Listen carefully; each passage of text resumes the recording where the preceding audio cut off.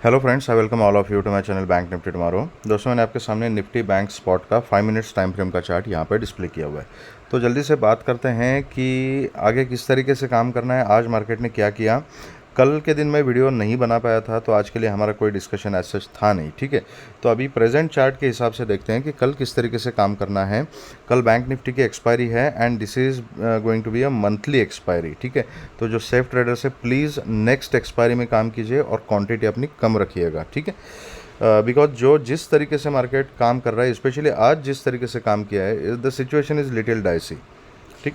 अब सुबह मार्केट खुलते के साथ ही आपने देखा होगा and lot of people did not understand कि ये क्यों हुआ है। मुझे भी इसका कोई रीज़न नहीं पता, फिक्स रीज़न इसका किसी को नहीं पता कि ओपनिंग पे ही आपने देखा होगा 18 to 20% विक्स गिर गया था, इंडिया विक्स, ठीक है। It was -18 to 20%।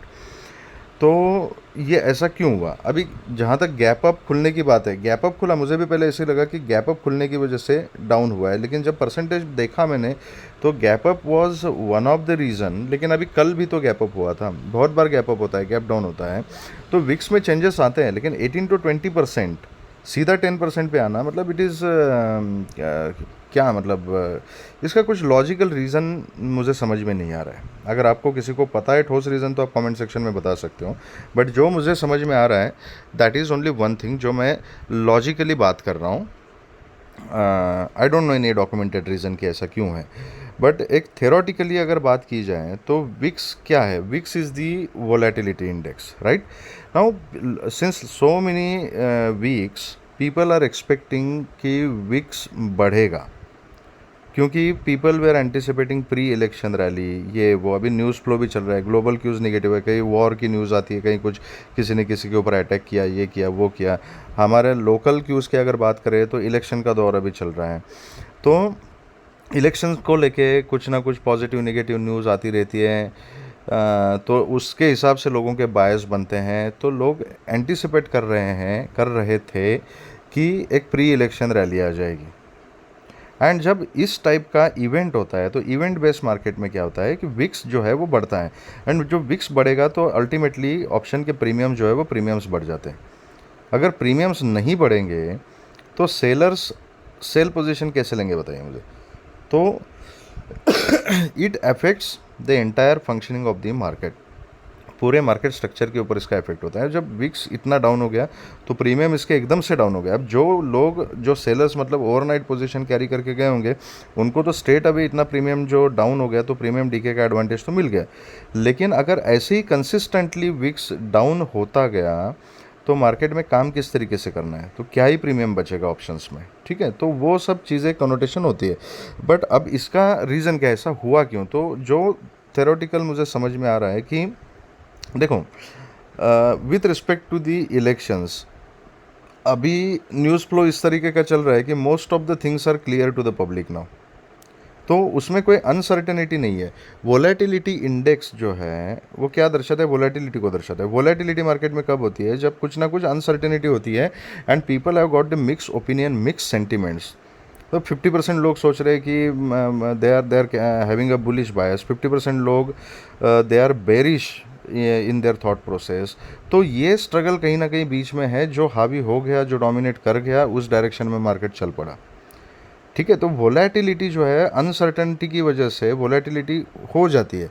बट अभी आपको पता है कि सिनेरियो क्या है, तो जो सिचुएशन है, जो न्यूज़ फ्लो है, जो इवेंट है, उसकी सीरियसनेस एंड उसके इवेंट की वजह से जो मार्केट में उठक पटक होने वाली है वो तो नलीफाई हो गई ना यार।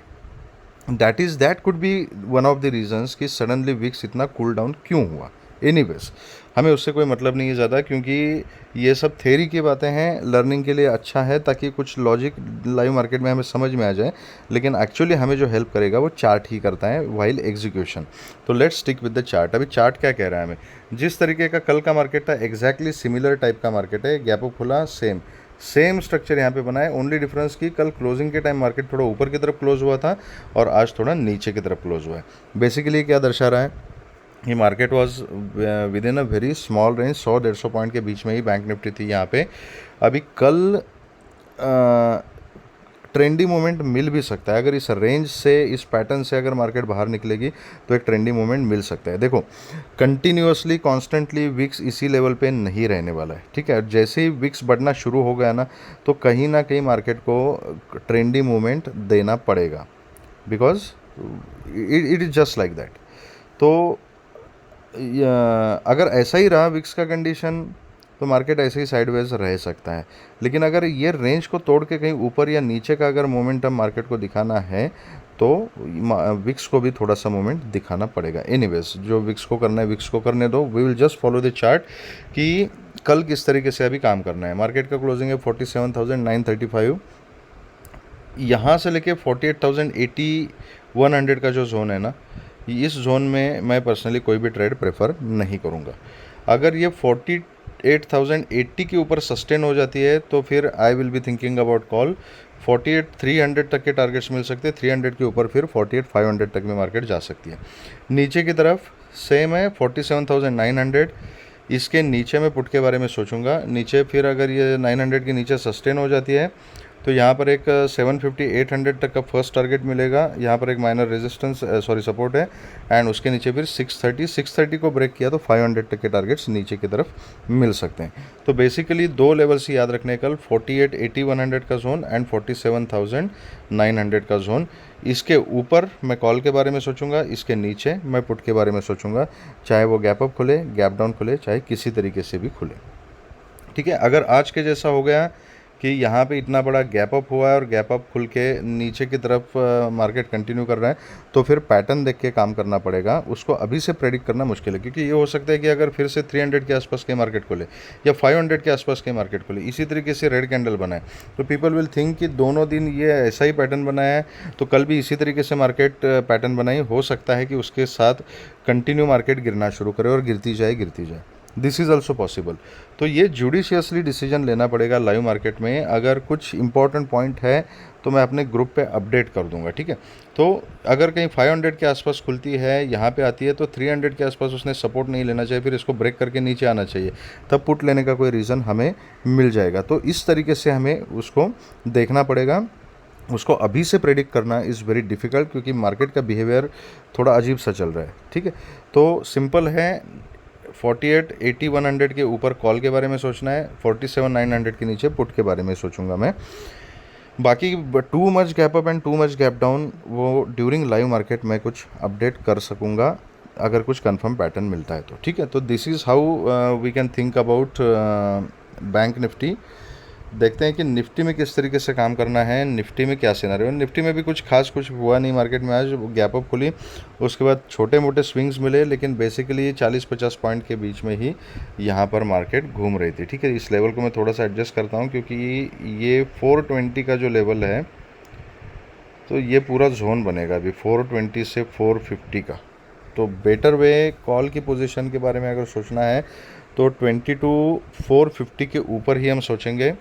नीचे का जो सिनारियो है ये आज का लो 350 का लेवल, 22,350 के नीचे मैं पुट के बारे में सोचूंगा, फिर 300 250 एंड यहाँ पर 200 ये टारगेट्स नीचे की तरफ मिल सकते हैं। अगर ये 22,450 के ऊपर अगर सस्टेन हो गया तो 500 530 ये फर्स्ट टारगेट रहेगा, देन 570 एंड 600 यहाँ तक के टारगेट्स हमें ऊपर की तरफ मिल सकते हैं। Too much gap up and gap down, again जैसा मैंने बैंक निफ्टी में आपको बताया कि इसको अभी से प्रेडिक्ट करना बहुत ही मुश्किल हो जाएगा। अगर गैप डाउन खुलता है ना, गैप डाउन कहीं ना कहीं थोड़ा सा ही गैप डाउन खुलता है, बहुत ज़्यादा नहीं, तो उस केस में चाहे वो निफ्टी हो बैंक निफ्टी हो, I will be little bearish only. मैं सिर्फ एक पुल बैक का वेट करूंगा और रेजिस्टेंस कंफर्म होने के बाद पुट की पोजीशन के बारे में सोचूंगा, ठीक है। तो basically gap down, normal gap down अगर खुलता है ना तो I will be little bearish in both the indices. लेकिन अगर बहुत ज़्यादा गैप अप वगैरह खुलता है तो देन थोड़ा बच के काम करना पड़ेगा। देखो जिस तरीके से मार्केट अभी काम कर रहा है, थोड़ा सा अपनी पोजीशन को हल्का रखिए, ज़्यादा रिस्क नहीं लेना। पहला एम रखना कि कैपिटल को बचा के रखना है। एक्सपायरी ज़ीरो हीरो वगैरह के चक्कर में मत पड़ना। अगर कंफर्म सेटअप मिलता है तो ट्रेड कीजिएगा, otherwise no trade is also trade, you will save your capital. Unnecessary risk नहीं लेनी है, और जब भी ट्रेड करना है कम क्वांटिटी के साथ कीजिएगा। अगर मार्केट आपके डायरेक्शन में चली गई तो कम क्वांटिटी में भी अच्छा प्रॉफिट मिल सकता है। बाकी जो भी कुछ अपडेट्स होंगे मैं अपने ग्रुप पे डाल दूंगा। अगर आपको कुछ बताना है, कुछ सजेशंस है, सुझाव है, कुछ क्वेरीज है, तो आप मुझे कमेंट सेक्शन में बता सकते हैं। उसका जवाब देने की मैं पूरी कोशिश करूंगा। अगर आपको वीडियो पसंद आया है तो please hit the like button, subscribe the channel and share the video with the maximum people. Thank you very much friends and all the very best.